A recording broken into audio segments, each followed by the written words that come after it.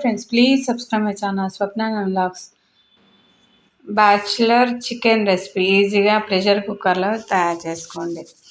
మిరియాలు ఒక 2 మిరియాలు, 2 లవంగాలు, కొద్దిగా సాజీర, ఒక స్పూన్ ధనియాల పొడి వేసి ఇలా మిక్సీ జార్లో వేసుకొని మెత్తని పౌడర్ లాగా చేసి పెట్టుకోవాలి.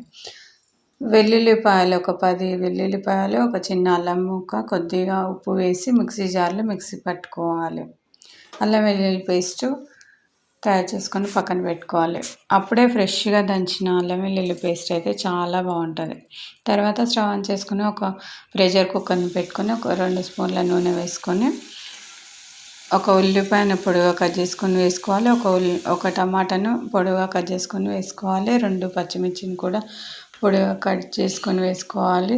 కరివేపాకు కొద్దిగా కడిగి నీళ్ళలో తీసి వేసుకోవాలి. తర్వాత 1/2 kg చికెన్, 500 గ్రాముల చికెన్ వేసుకొని ముందుగా అల్లం వెల్లుల్లి పేస్ట్ అనేది ఫ్రై అయిన తర్వాత చికెన్ వేసి చికెన్ కూడా కొద్దిగా నీళ్ళు అనేది బయటకు వచ్చే వరకు ఉడికించాలి. తర్వాత దాంట్లో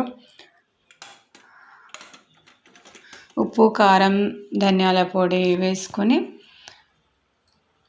కొద్దిగా నీళ్ళని వేసుకొని మూత పెట్టి 2 విజిల్లు వస్తే చాలా టేస్టీగా అయిన చికెన్ కర్రీ రెడీ.